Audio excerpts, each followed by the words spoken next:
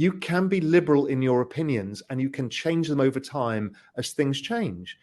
And there's nothing wrong with thinking that Bitcoin is the only solution for you.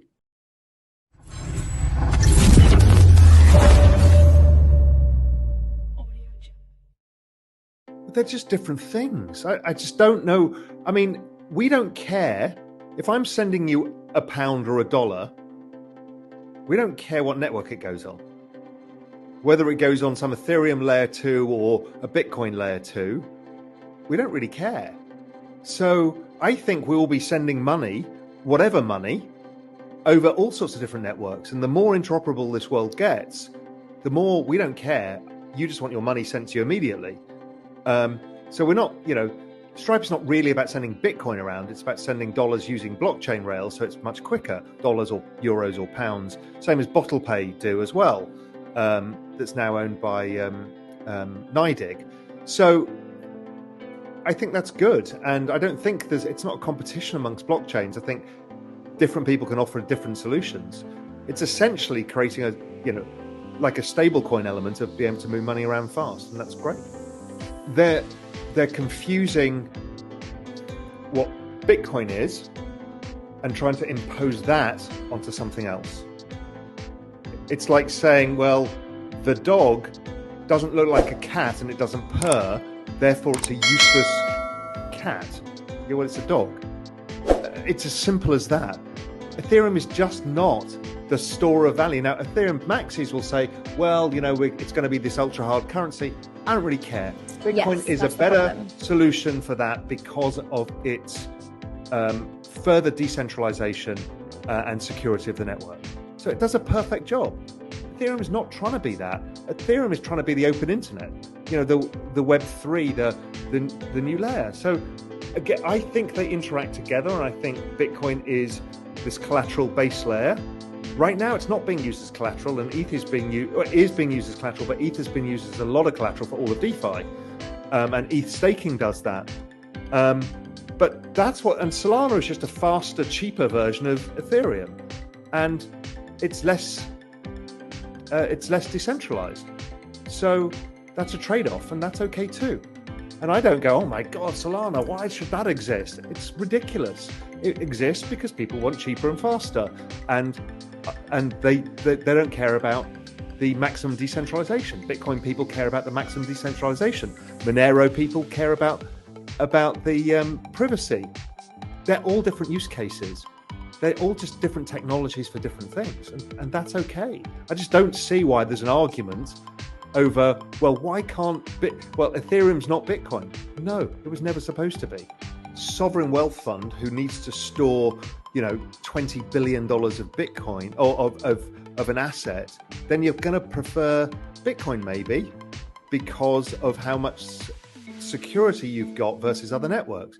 You might take ETH as well because it's pretty decentralized. In the realm of decentralization, it's very decentralized, and it has a yield coming soon. So, I can see those two assets being on balance sheets, but Bitcoin is more likely to, just by the nature of what it is. NFT is the ability to have any contract, unique contract, exchangeable, storable, and recordable. Every single contract. That is a concert ticket. That is a contract for you to turn up and the band to play. That will go on NFTs.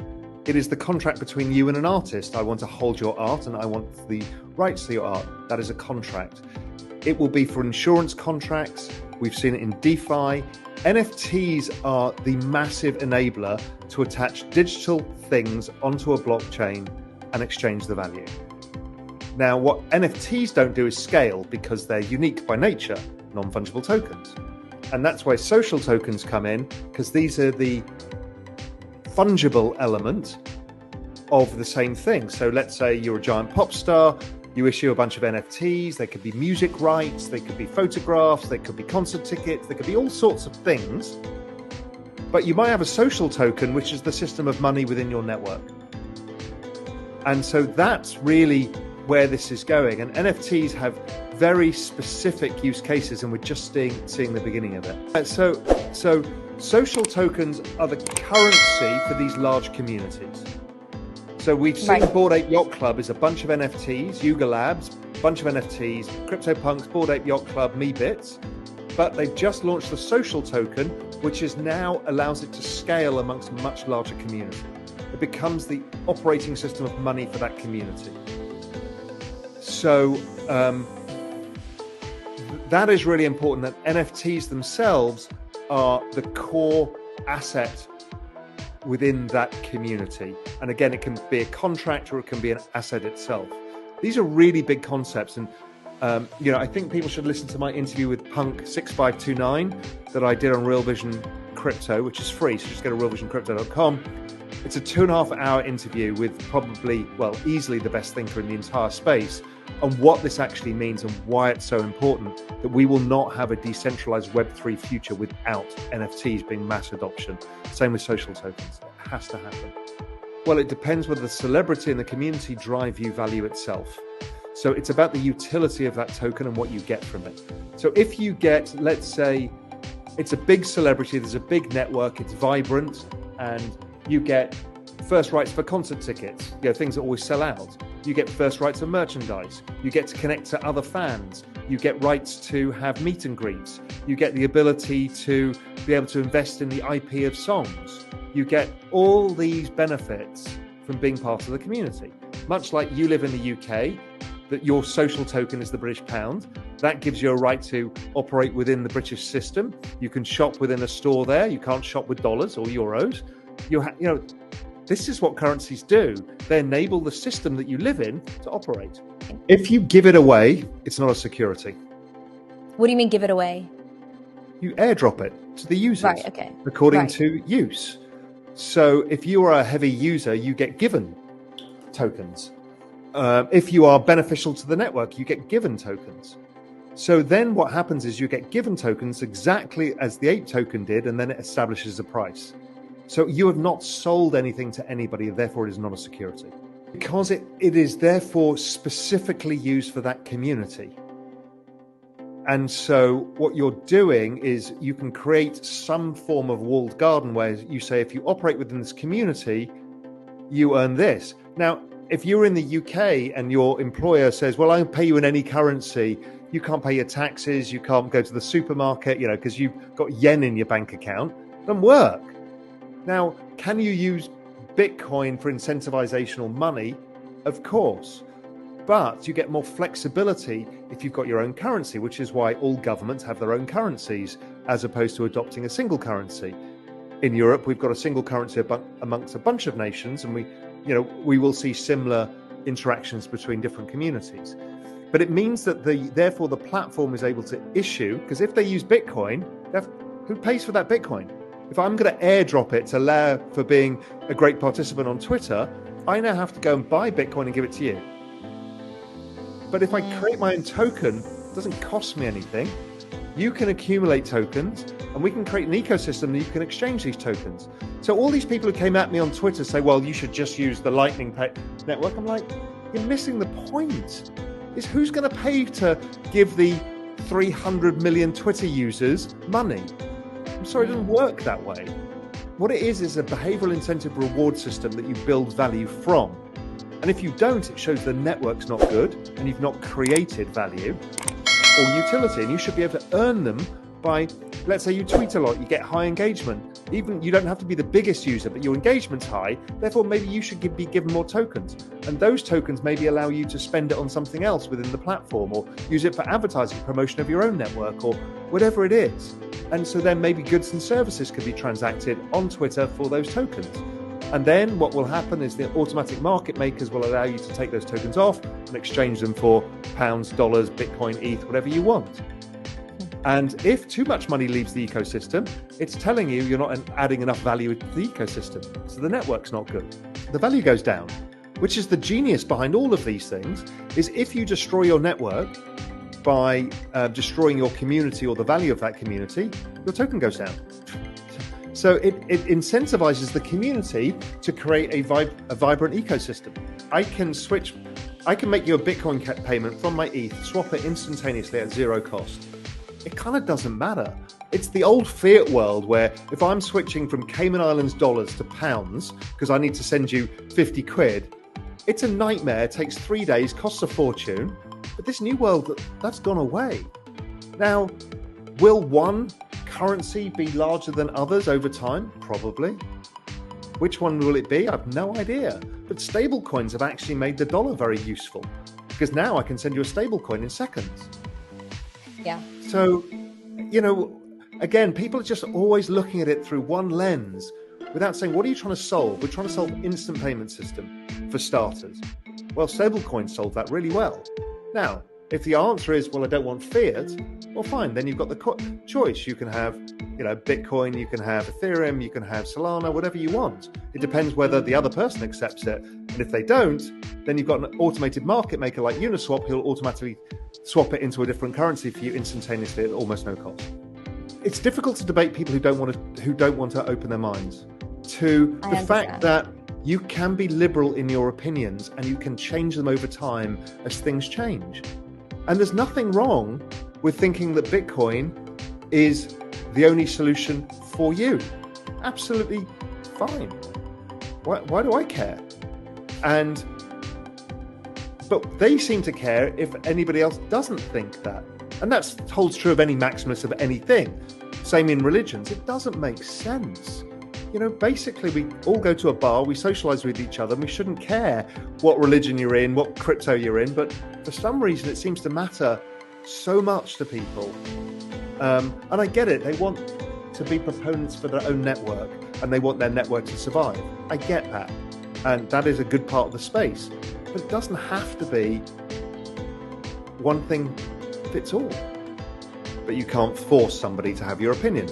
If not, you're doing what the missionaries did, which was go into countries and force people to take a religion on by coercion. That's not the way. The way should be by allowing Bitcoin to flourish and prove that it is better over time. But that is not the way it goes. And this idea that everything's a scam. So one of the things that the Bitcoiners held was, in a bear market, Bitcoin is the only one that survives and everything else goes to zero. Yeah. Since the bear market, ETH has outperformed.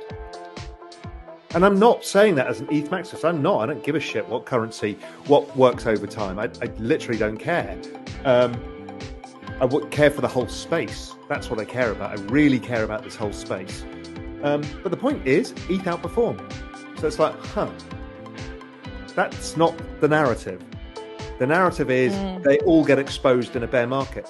It's all narrative, and it's not true. It's just simply not true. What is true? Is Bitcoin the most decentralized, strongest, most robust network? Yes, true. Is it the only answer to everything? Absolutely, categorically, no.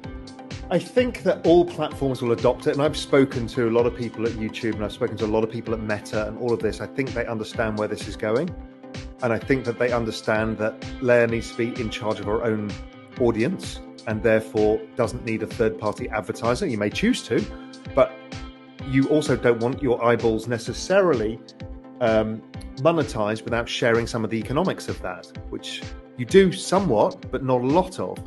Yeah. And the ability for you to be rewarding fans with tokens and digital assets for your super fans and be able to engage with them on these platforms is going to drive the Layah network bigger and more vibrant. So now you're working directly for your fans. Right now, all you get is engagement. So you look at your Twitter numbers, you look at your YouTube numbers, that's all you're getting. And in exchange, you're getting a share of the ad revenue from Google, nothing from Twitter, and you're getting sponsorship revenue because you've got reach.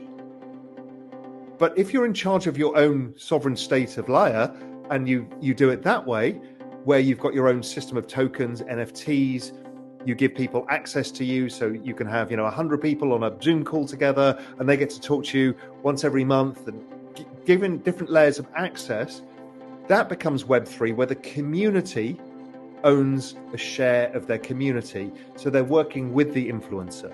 Right now, I watch you on YouTube, I'm being served ads for the privilege of watching it. Why should that be?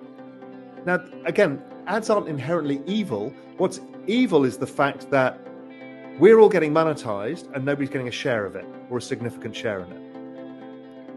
And we can change that via Web3, where communities participate in the networks. Much like in Bitcoin, you hold a Bitcoin and you're now a network participant, and you're incentivized to grow the network, which is why people get very passionate about it. Well, if your fans were interested in growing your network and they were going to get financial benefit from doing so, well, that digital marketing explodes, it changes everything. So this is why it's going to change every business model, because if you think about a fashion brand, Nike or Adidas or anybody, they pay so much in marketing costs. They're paying to Google, they're paying to Facebook, they're paying to newspapers, they're paying to billboards, they're paying to conferences, they're paying. Now, if you tokenize that community, you can get rid of all of that layer of costs and get your audience or your community members to promote your products for you. Because they're going to be incentivized to go on TikTok and make videos about them, or make YouTube content or tweets about it, because the more people who buy the products and come into the network, the more valuable the network becomes, because the network gets a share of it. So let's say you're a music fan and you buy a token in Rihanna's new album, and you buy the fractionalized part of one song, the IP, for the first 3 months. So you're now going to go on TikTok all day and try and promote that one song.